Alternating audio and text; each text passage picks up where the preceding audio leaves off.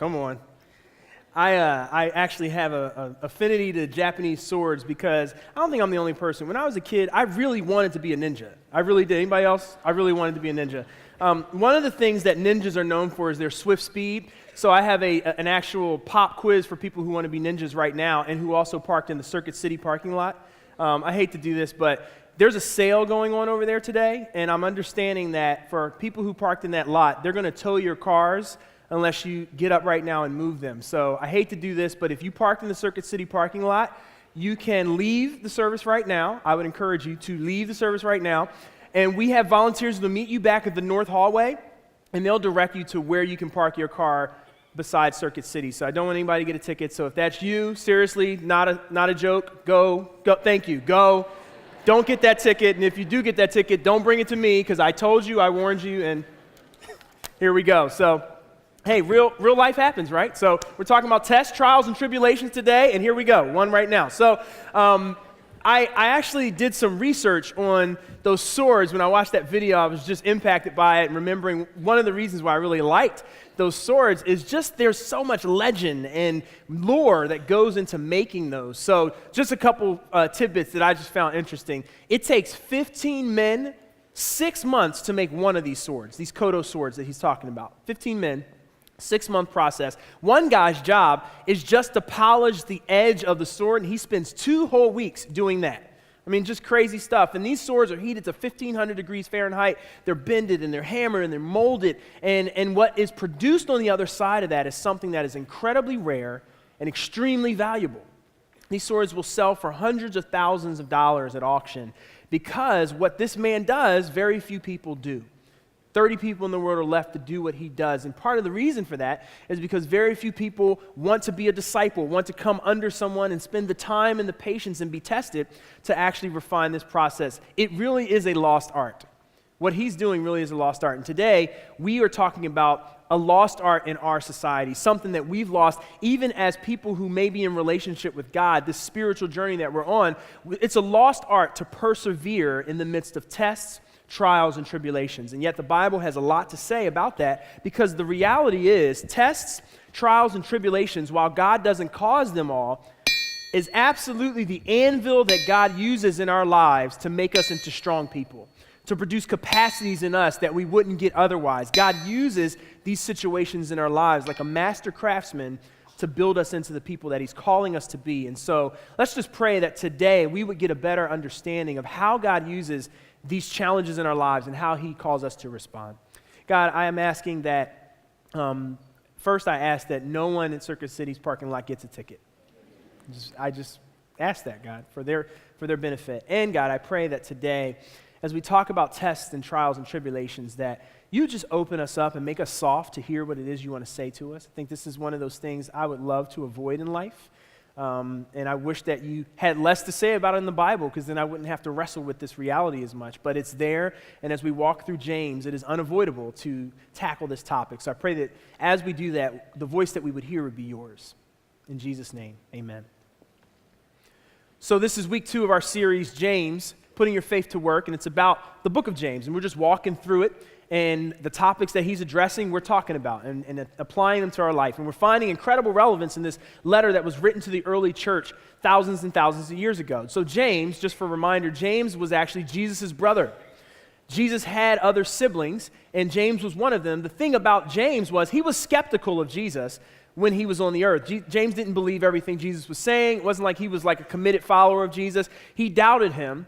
But I believe that after Jesus rose from the dead, literally and physically rose from the dead, James had an encounter with his brother that changed him from a skeptic to how he entitles himself as he's opening his letter, which is as a bondservant of Jesus. He moved in this incredible conversion, and he became a man of great faith. In fact, he was one of the leaders of the early church. And what that also means is he was a practitioner on what it looks like to be on God's anvil. Because in his time, it would have been very common for him to be persecuted, whether that meant beatings or jailing or both. In fact, James died because he refused to recant his faith in Jesus. He was on top of a roof, and rather than recant his faith in Jesus, he accepted his fate. He was thrown off of that roof, and he died in the midst of that process. And he was writing to a community of early Christ followers who were persecuted as well. You've heard about Christians being fed to lions in the great gladiator arenas of Rome. I mean, this is the reality these people lived in. And so James isn't writing theoretical stuff on how to deal with testing, trials, and tribulations. He's writing as someone who's in the middle of it. He's writing as someone who understands about it. Because in James, the whole theme of the book is to walk the talk. James is saying in this book, in every way, faith, biblical faith, isn't about only knowing what Jesus knew, but it's actually doing what Jesus did and actually living like Jesus lived.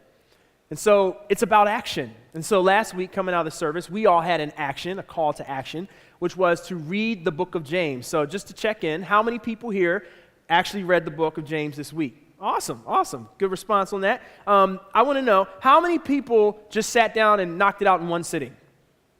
Yep. Took about 15, 20 minutes. Not a long read, powerful read, but not a long read. How many people subscribe to the Daily? It's an email many of us use to walk through it this week over a 5-day period. Awesome. Glad to hear that. Hey, we're family. We're friends. How many people just went online and tried to find the Cliff's Notes? Come on, be honest. I mean, the truth is, when it comes to suffering, when it comes to trials and testing, we would love to get the Cliff's Notes version of what God wants to teach us. I mean, we would love to spend as little bit of time on the anvil as needed and have as many hammer hits as needed, as less hammer hits as needed. This is not something we lean into as a culture. It really is a lost art to lean in and understand how God uses testing, trials, and tribulations. Well, if you read through James, you didn't have to read very long before you saw what he had to say about this topic. In James chapter 1, he says, "Consider it pure joy, my brothers and sisters, whenever you face trials of many kinds, because you know that the testing of your faith produces perseverance. Let perseverance finish its work so that you may be mature and complete, not lacking anything." So James hits this early, and he continues to harp on this theme of what God produces through the tests, the trials, and the tribulations of our life. Now, we're going to deal with the considerate joy part toward the end, because I know that's like crazy talk.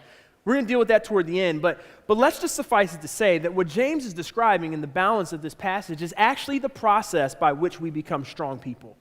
It's actually the process by which we become what James describes as mature and complete, not lacking anything. That word complete is a very interesting word in the New Testament. Some translators translate it as the word perfect. And the word complete, the word perfect, doesn't mean you become a person who makes no more mistakes. That's not what it's talking about. Completion in that time and in that day, perfect in that time and that day, were words that spoke to a person who, because of time and testing in their life, had developed certain capacities, certain abilities in terms of their faith, in terms of their ability to interact with people, in terms of their ability to interact with God. And not only had they developed those capacities for themselves, but they had actually the ability to reproduce those same capacities in other people. So when the Bible describes a person as mature and complete, what it's really talking about is a person who has capacities at such a degree that they can actually reproduce those same God-honoring capacities in someone else. And what James is saying here very simply is completion of that kind only comes through time and testing. That's the only way it comes. It comes through time and testing. It comes through the trials and the tribulations and the tests in our lives. It comes as we spend time on the anvil with God. It's the only way it comes. Think about a person that you admire. And not just admire, but think about a person that you would actually want to model your life after. If you've ever met anyone like that, my guess is there's something about them that's more than just their end results that would cause you to want to model your life about them. They may have money, and you may want that. They may have great influence, and you may want that. They may have incredible talent, and you may want that. But my guess is if you're going to model your life after them, it's not just because of their end results, but there's something about the way they live. There's something about the way they've approached life that you would want to replicate. And quite frankly, who wouldn't want to be the kind of person with a life that others want to model? I mean, we all want to be that, and actually God wants us to be those kinds of people. The kind of people that others would say have a clear sense of purpose, that we walk through life with a clarity of vision and direction that just seems to help us to be unwavering in our approach of where we're going. You know, we'd all want to be the kind of people who bring out the best in other people. We want to be people who others would say, there are capacities I possess because of my relationship with you. I've seen you model things, and now I can actually do those same things. We all want to be those kinds of people. Who wouldn't want to be a person that others say is resilient and does not crack under pressure? I mean, we all want that kind of life. You know, who wouldn't want to be a person who is relationally adept? Someone who seems to be able to balance grace in relationships with appropriate levels of challenge, and just seems to be able to navigate this world of relationships in a unique way, who wouldn't want to be a person that others say is wise and courageous. We all desire that, and what James is saying is there's a process that produces that, and it's the process of time, and it's the process of testing. But this is a lost art. Leaning in to testing, trials and tribulations, it's a lost art in our culture.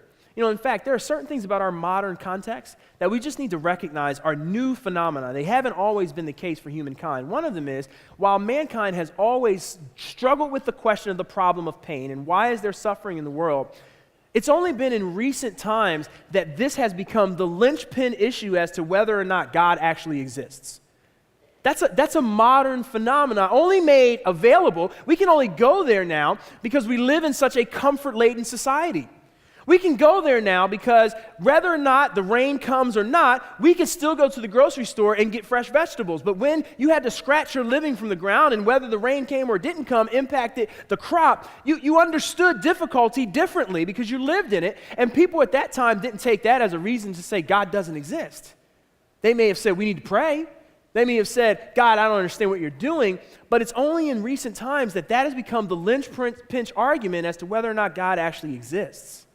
In fact, you go back even 70 years in our country to the 30s and the 40s, and that was a generation who lived through the Great Depression, lived through 2 world wars, sent their young men and women away to countries and lands they could not see on the internet. They had no idea what it looked like over there, and many of them came back in body bags, and yet that was a time in our country of incredible spiritual renewal and revival. It was a time when actually churches were growing. It was a time when people like Billy Graham were on the front end of their ministry of filling whole stadiums with people who were interested in interacting with God, and so this is a unique thing for us. Now, I don't want to beat us up too bad. I mean, I'm a part of this culture that we live in. I don't want to beat us up too bad, but it is fun to make fun of ourselves every now and then. So someone's helped us to do that. I don't know if you've heard of this website, First World Problems, but we know third world problems exist, and quite frankly at Crossroads, we're running after some of those third world problems, but someone wanted to poke fun at us, came up with some first world problems. We got 10 of them I want to share with you. So the first one is, I didn't have a crappy childhood, so I can't turn my pain into art, So that's a first world problem. We just got to deal with it. Number 9, I forgot to bring my phone with me when I went to poop, and I was bored the entire time. I mean, this is real stuff that we have to deal with in the first world. Number 8, I'm kind of hungry, but my roommate has guests over, so if I go into the kitchen, I'm going to have to introduce myself. Do not want to be inconvenienced to that degree. Number 7, I accidentally clicked on iTunes and had to wait 2 minutes for it to open before I could close it again. Darn iTunes. I mean, this is real stuff. Number 6, my GPS made me drive through the ghetto. Yes. I am so sorry for your pain. So sorry for your pain. Number 5, I'm trying to text while at a red light, but I keep making all the greens. Where's a good red light when you need it, right? I put that one up there, I have to confess. Number 4, I can't hear TV while I'm eating crunchy snacks. That is a tough one. Number 3, McDonald's only gave me 3 barbecue sauces for my 20-piece nuggets, so now I have to ration them. Major issues. Number 2, my laptop is low on battery, but the charger is over there. Other side of the room over there. I can't reach that. Greatest first world problem we face, though, personal to me, my hand is too fat to shove into the Pringles container, so I'm forced to tilt it. Now, let me just sit on this one for a moment, because the reality is some of you P&Gers are responsible for that first world problem. Improving lives. Come on, a bigger can. I need a bigger can for my Pringles. Now, the reality is you sold Pringles, and someone beat you to the punch. Someone who is clearly hearing from the Lord is meeting our need, and actually, here's our new Pringles can. This is a new model for a Pringles can that actually opens up, so regardless of the size of your hand, you too can get to the bottom chip without tilting the can. God still answers prayer. I just want you to know, if you have any doubts, God still answers prayer. So, a couple first world problems for us. The truth is, though, completion only comes through time and testing, and man, we're kind of novices at that. We're just not hardy people like maybe others had been, and certainly we can learn from James and people in that time who were literally dying for the profession of faith that we get to freely gather and talk about and dialogue about. So there's something for us to learn from this, and this is true for every person who's ever walked the earth. There's a level of completion that only comes through time and testing. It was even true for Jesus. Hebrews 2:10 says this about the life of Christ. In bringing many sons and daughters to glory, it was fitting that God, for whom and through whom everything exists, should make the pioneer of their salvation, which is Jesus, perfect through what he suffered. There's that word again, perfect. That's one of the ways we know that this word can't mean a person without mistakes, because Jesus didn't have to suffer to be sinless. The Bible says he was always without sin. So what it's saying here is, even in the life of Jesus, when he walked the earth, there was a level of completion, there was a level of capacity, there was a level of maturity and perspective that he only gained by going through difficult times. And it doesn't just mean dying on a cross. Yes, Jesus suffered immeasurably when he died on the cross, but Jesus also faced trials in his life, like the trial of having a friend betray you, the trial of having people who you love reject you, having your brother reject you. I mean, Jesus understood what that was like, and Jesus was tempted. He had tests in his life that I honestly believe could have gone either way. And he had to deal with temptation the same way we deal with temptation. And because of those things, Jesus had a level of power and capacity he would not have had otherwise. It's true for him. It's true for us. And so I want to talk about 3 ways we find ourselves on the anvil, 3 means by which God brings about completion in our lives when we're on the anvil. And the first is God uses tests. He uses tests in our lives, and they're situations that build faith. And let me just say, the things we're talking about, these tests, these trials, these tribulations, they're not all caused by God. But what I want to build faith in each of us to believe is God uses all of them to mature us and grow us. I mean, the truth is, some of the tests that I face, I don't need God's help to be tempted. I can do that on my own. And actually, that does come from things inside of me, as James says. And in fact, this is what James says about that. James 1:13-15. He says, when tempted, no one should say, God is tempting me. For God cannot be tempted by evil, nor does he tempt anyone. But each person is tempted when they are dragged away by their own evil desire and enticed. Then, after desire has conceived, it gives birth to sin.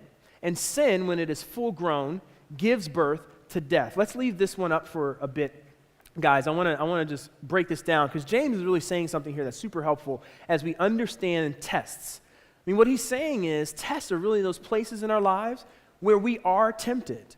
We are tempted. And a test can build faith, because basically it's the point at which my brokenness meets opportunity, where my brokenness meets a choice that I have to make. And in that place, as James says, if I am dragged away and enticed by that evil desire, which actually is not sin, it's not sin to be tempted. We're all tempted.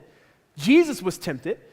But where the sin comes in, where it goes against God's desire, is if that desire is conceived and gives birth to sin. And so what James is saying is every test in our life is really a crossroads. And it's a crossroads that can either give birth to sin, can give birth to these things that are inconsistent with God's will, God's design for the way life is supposed to be lived, or they can give birth to faith as we face the temptation but choose to tie our beliefs to action, which is what faith is from last week, and move in the direction that God calls us to move in. And we all face tests. There are all kinds of tests. Maybe it's the test of taking credit for work you did not do. Maybe you're in an office environment and maybe a higher up is celebrating some work that's been done and they think you're a part of it. Maybe you're peripherally a part of it, but really the credit that they're giving you belongs to someone else. That's a test. What do you do in that situation? Do you receive it? You know, and it may not be the overt, oh, no, I didn't do it such and such. Maybe you're just quiet about it and you just allow yourself to get the benefit, the halo effect of the affirmation going forth. That's a test. How do you respond in that situation? That can be a test. Another test that we face, the test of honesty. Maybe it's on an expense report. Maybe it's with another financial matter. You're writing checks, and there's some things you can do to fudge these numbers to make it a little bit in your favor, maybe get a little bit more kickback, and you have to wrestle with, do I do the right thing or not? That's a test. Another test could be managing your anger. You're in a situation, someone says something to you or does something to you, cuts you off in traffic, whatever it is, and your immediate response is to be angry. That's a test. Are you going to continue to give in to anger every time someone wrongs you in that way, or do you make a different choice? These are tests that we all face. Maybe it's the test of fidelity. Maybe you're in a serious dating relationship. Maybe you're engaged. Maybe you're married. And there's some subtle things being said by another person. Maybe it's not overt, but it's a little flirtatious, and you kind of see yourself kind of getting a thrill when that's happening, and it's a test for you as to whether or not you will move in the direction of infidelity or continue to follow the path of fidelity to the relationship that you're in. These are tests that we all face. And tests don't have to be bad things. Some really good things come our way, and they're also tests. It could be the test of getting the promotion that you've been looking for. And so now you find yourself managing people that used to be peers, and maybe some of them you don't like as much. Well, what kind of manager will you be to them? Will you judge them based on what you know about them, or will you be a fair and honest manager? and work to build into them in the same way that you want to build into other people who now report to you. That could be a test. Maybe it's you have more money passing through your hands than you ever thought you would, and that's a test. How do you wisely steward your resources? What does generosity look like? You may have to ask some of those questions, and those could be tests. Tests can come from good places or from bad places. One of the tests that my wife and I faced a couple years ago was around our taxes. And we had switched tax preparers for a variety of good reasons, and so we went in this direction. And one of the things that our new accountant wanted to do was just look through some of our previous tax returns, get a feel, lay of the land for where we are. And so sure enough, we did that. Great, we'll give you some. And so he said, hey, I'll take a look at them. I'll give you a call back. Calls us back about a week later. He says, I got some bad news for you. Now, you don't want any bad news from anyone associated with the word tax. If your last name is Tax, don't bring me any bad news. You don't want that. And so we sit down and we're listening to him, and he's like, hey, well, it turns out for the last 2 years, the preparers made some errors, and they were in your favor at the time, which means that you actually owe, and it was to the tune of thousands of more dollars, you owe if we amend these returns. So, hey, my job is to let you know, you can tell me what you want to do. Give me a call back when you guys decide. And so we hang up the phone, and we talked about it, we prayed about it, thought about it. We did the only thing that seemed right at the time. We got another tax preparer, got a second opinion, and no, we didn't do that. But it was a test. It was a test. No, we said, we'll do that. We'll bite the bullet. And it was one of those things where for her and I, we said, this is a test of our integrity. This isn't something that necessarily anyone else is going to know besides him, and this is a test of our integrity, and it was a gray area. You could have just waited, and maybe you got audited, maybe you didn't. You could have taken that gamble, but we decided we want to be people of integrity, so we did that. And actually, when I realized now, that test was really about building faith, because the only reason for us that we wouldn't have just gone ahead and bite the bullet and did the right thing is because we really didn't believe God was going to provide. If we believed that God could provide, God obviously wasn't surprised by the correction that needed to be made. Well, we could trust him with provision in the same way that we could trust him with other things. We did not have a check of that size that we could just go ahead and write and knock it out, but God provided in some incredible ways, and that was a test of faith for us, and it built faith in us of God's provision for our lives. And this is what happens with tests. When you pass the test, you go to a new level of faith. And listen, if you fail the test, you don't go to the next level. And in fact, if you fail the test, don't be surprised if the test returns again. Because God is not interested in punishing you. He's trying to produce something in you that can only be produced when you lean in to the ways that he tests you, the ways he allows you to be tested, and let him use those to build faith in you. So God uses tests to build faith. But there are also realities in our life that I would say are trials. And God allows these to come. He doesn't necessarily cause them, but he allows them to come. And these are situations in our lives that build capacity. They build new capacities in us. They build things in us that we don't already have, and it's a part of how God prepares us for things that he's calling us to. And trials, again, take many forms. Maybe it's a major change happening in your life. Maybe there's been a job loss, or maybe you've got a new job, but there's a relocation associated with it, or there's a different dynamic with that job. It's a new career, it's a new skill set, whatever it may be. And those can be trials in our lives. Those can be testing times. Maybe there's a failure you're wrestling through. Maybe you started a business and you gave it everything you could, and the business is failing, and it's not because you were derelict in your duties, it's just the reality of the market, it's the reality of the economy, and you're wrestling with that failure. Maybe you're in a marriage that feels like it's going the wrong direction, or maybe that marriage has actually led to divorce already, and you're sitting in this place of feeling like failure, and these are trials in our lives. And again, God doesn't cause these, but he can build capacities in us if we allow him to keep us on the anvil long enough in that trial to learn what it is he wants to teach us. This is the way trials work. Trials come from good things and bad things as well. There's really cool things happening in my family over the last year. We've added another son, so we've got 2 young boys, and I'm so fortunate and blessed to have the family that I have. Awesome, awesome, awesome. And yet, when you move from 1 child to 2 children, there's some trials that go along with that. It has been a very tough year in our house, and particularly it's been a tough year in our marriage as we try to figure out how do we keep the connection of a married couple when we're still trying to handle and adjust to all the things with kids. Here's the reality. When you have 1 child, particularly your first child, you're just scared. I mean, you're just scared. You're trying to figure everything out and read all the right books and see the right people and get the right wisdom and advice. But at some point, you start to get a little swagger about your parenting. I got this. We got this parenting thing down. Potty train, done. I mean, we're rolling. And what happens is it's easy to feel that way because you can double team your kid. When you have one child, you can double team them. So, you got two adults, you can tag team, you can kind of trade off. It's great. But man, when you get that second child, you got to learn how to play man-to-man defense. And there's just a lot more running involved with man-to-man defense. You really got to be conditioned to go man-to-man for 60 minutes. I mean, it's a different ball game. And, and what I hear, so we're at the man-to-man phase. What I hear, though, is when you get to 3, 4, or more kids, then you got to learn how to play zone. And what I hear about zone is, with a zone defense, you just got to let that little stuff pass. Just don't get burnt for the long one. So I'm not there yet. We're at the man-to-man. And at the man-to-man, there's some adjustments that are happening in our family. And one of the trials that's coming with that is the trial of how do we still stay connected and communicate as a married couple. And so what has happened this year, over the last 10 months, Maria and I, we've just been bickering about stupid things that we never seemed to argue about before. And it's just little, but it's continual, and it seems like a cycle that we haven't been able to build enough capacity to break out of yet. And that's one of the reasons trials are tough to talk about and tough to go through, is because they expose weaknesses in us. And so that weakness is being exposed in our marriage. And it actually came to a head a couple weeks ago, and I just want you to know I have my wife's permission to tell this story. I actually look like an absolute idiot in the story, which I think it helped her give permission for me to share it. So, we had spring break, and the bickering had been happening. When we go into spring break, end of March, and man, it was a great week. It was peaceful, bluebirds on the shoulder. It was wonderful outside. I mean, it was great, so good stuff happening, no arguments at all. Everybody's in sync. Life was good.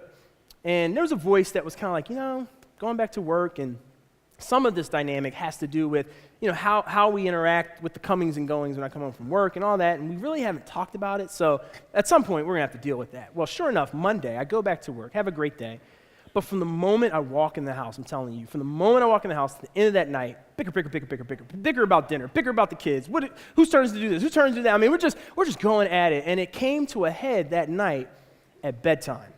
Our kids' bedtime, which is preceded by bath time in my house. And I don't know if you've ever tried to get a 3-year-old to take a bath.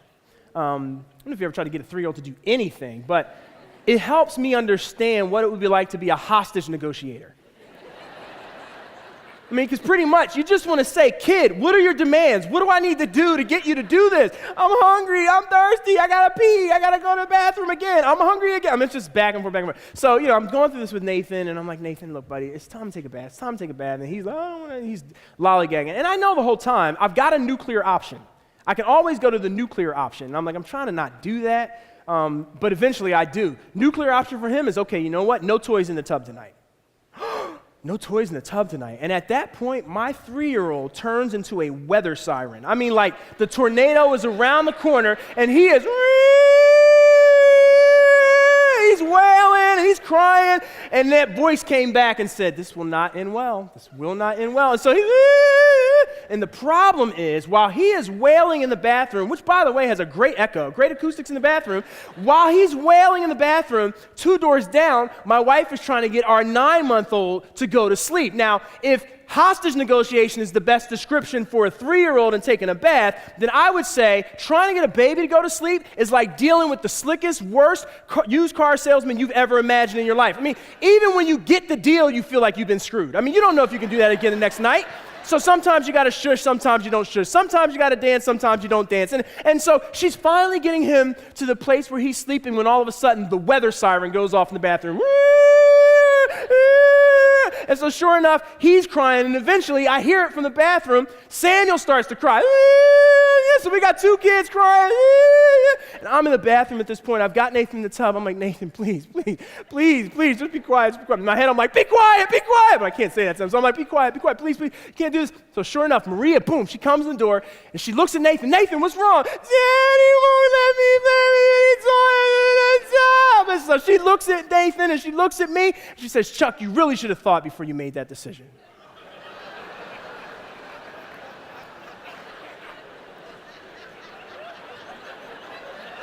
Oh, no, you didn't. And this is the point where I realize, sometimes you're on the anvil, so I pray. I'm the man of prayer. I pray, and I'm like, God, I really need you to calm me right now. My anger is coming, and I want to just be a loving husband. I want to be a loving father. Would you just help me to calm down? Amen.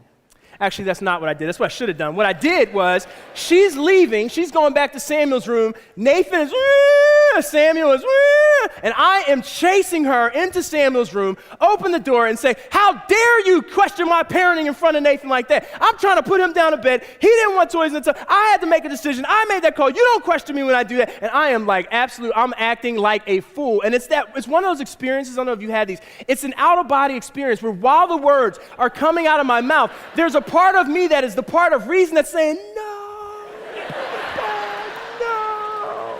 But I'm not listening, and so I'm yelling, and Maria's like, your tone, you need to check that. I'll tell you about my tone. My tone will finish when I'm finished telling you what I need to say. And I go back to the bathroom. I put Nathan, finally get him out of the tub. I finally get him in his bed. I'm gently closing his door because now he's asleep and Samuel's asleep. But at the very moment when I shut his door, I realize another door has just closed.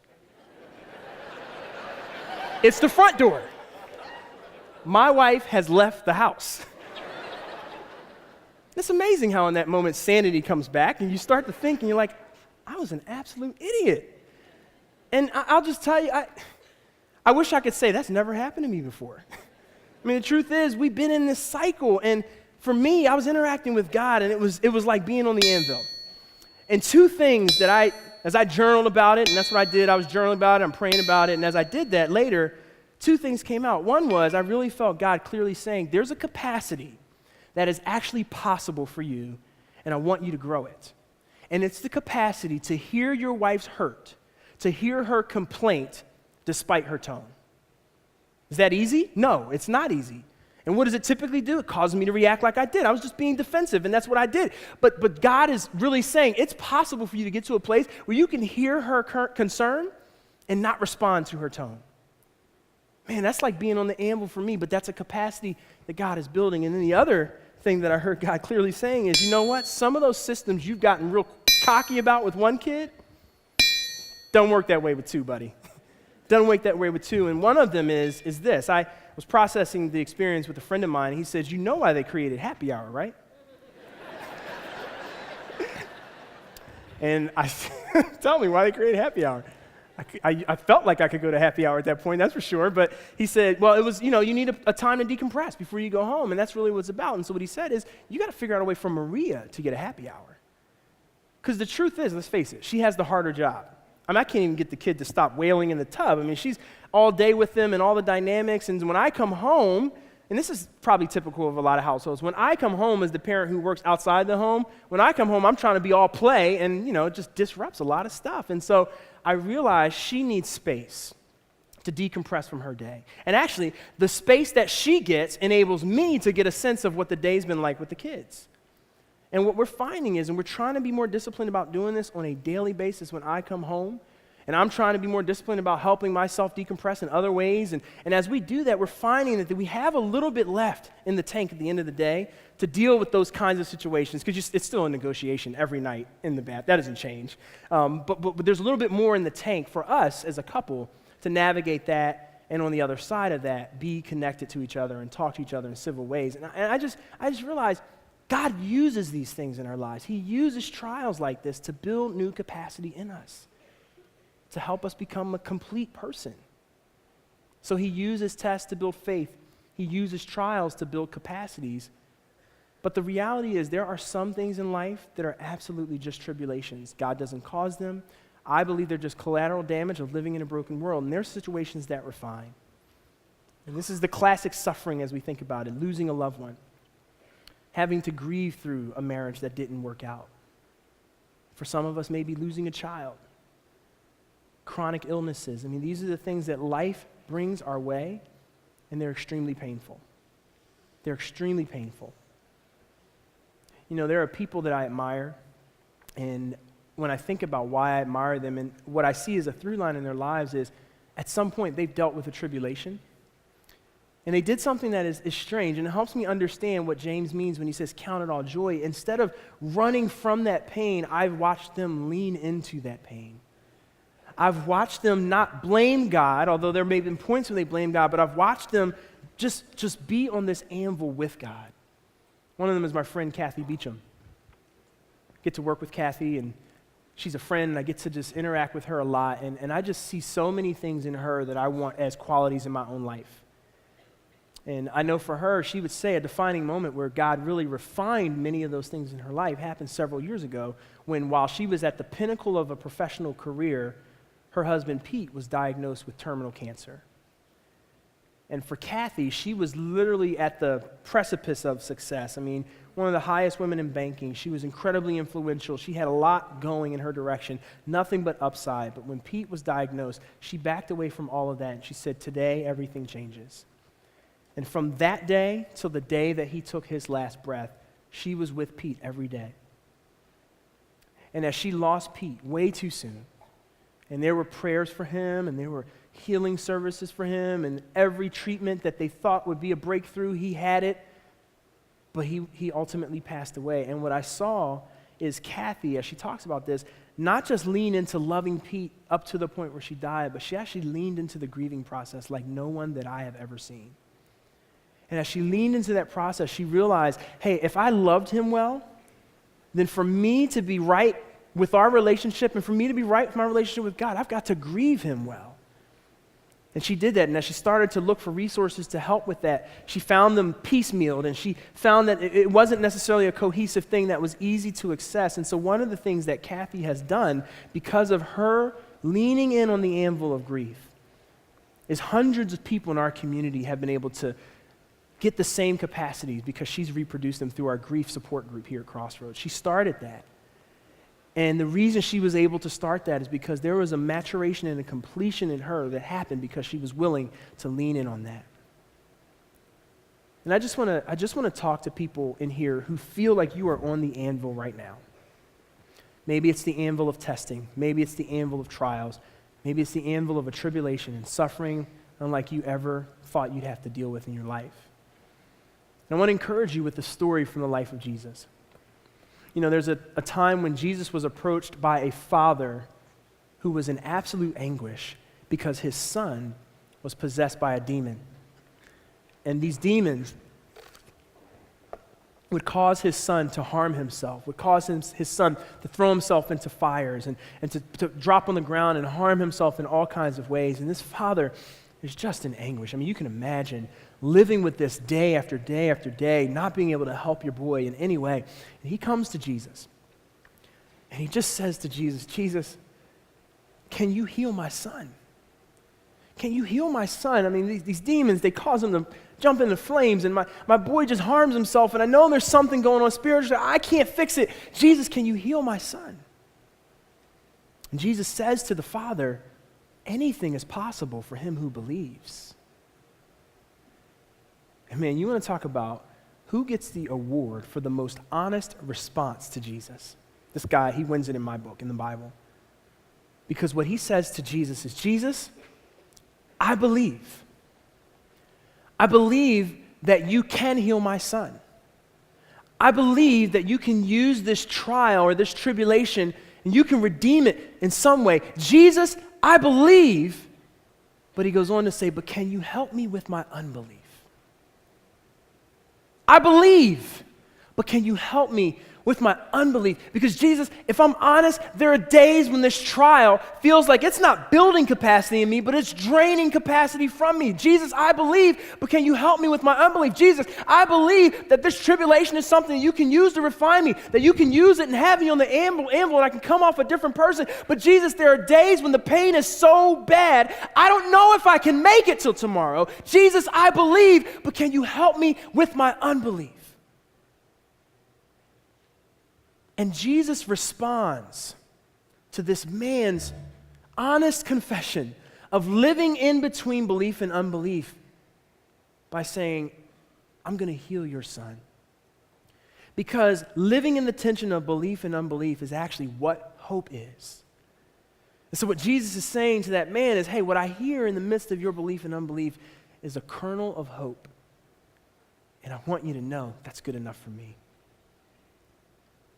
Your faith doesn't have to be at a 10. Just give me that little kernel of hope. James puts it this way. James says, how do we walk through the process of maturity and completion? He says, you let perseverance finish its work. Let perseverance finish its work. The root word in the Greek language for perseverance is the word huponome. It's where hope comes from. It's the word hope. And what Jesus is saying is our belief in the midst of our unbelief is exactly what hope looks like. And if we will just bring that kernel to him, that's good enough for him. Because the truth about Jesus is he takes the broken places in our lives and he redeems them. The places that we want to hide, the parts of our story we wish we never had to walk through, the places where we feel like we failed the test. This thing about Jesus is true. He has the capacity to make beautiful things out of the dust. You know, one of the ways that we persevere in hope is we hold on to what God has already promised, particularly in the tough times. I want to give you a handle, something you can hold on to if you're on the anvil right now. This is from Romans 8:28, and it says, and we know that in all things God works for the good of those who love him, who have been called according to his purpose. You know, this verse for me, as I think about the two words that give me hope, it's the two words, God works. In the midst of our testing, God works. In the midst of our trials, whether he caused them or not, God works. And we live in a broken world, and there are things that happen that God wants to redeem. The truth is, in the worst scenarios of life, God works. He works for the good of those who love him. He works to bring us to maturity and completion so we are not lacking anything. So I want to encourage you, if you are in the place where you feel like you're on the anvil, to persevere in hope. And as you hold on to that, it starts to grow faith in you. It grows a capacity in you that you didn't have before. It refines you in ways that you could have never done on your own. And it causes you to sing songs that don't make sense to people who may not have gone through what you've been through. You know, we sing songs like the one we're about to sing, where we can still say, blessed be your name on the road marked with suffering. Though there's pain in the offering, blessed be your name. Blessed be your name means, God, your name, your character is still what I aspire to. You are still perfect. You are right in all your ways. You love me. And even though I can't see it, I believe that you can actually reform and refine me through this challenge that I'm facing. We sing words like that because God makes beautiful things out of the dust. So I want to invite you guys to stand, and we want to stretch our faith. Maybe some of us are in between time on the anvil. Maybe right now we're on the anvil. We sing this song to stretch and grow our faith. Maybe you can sing this with absolute resolve right now. Maybe you're honestly in the place of saying, God, I believe, but help me with my unbelief. Wherever you are, let's sing, blessed be your name, and press in to a God who makes beautiful things out of the dust. God, I just want to pray for everyone in here who feels like they are on the anvil right now. And God, my prayer is that when we're on that anvil, you would allow us to tap into your strength to persevere in hope. And God, I just believe that these are some of the hardest words we'll ever say to you. But God, I pray that you make us the kind of people who can trust you even when it hurts. In Jesus' name, amen. Thank you guys for coming. We'll see you next week.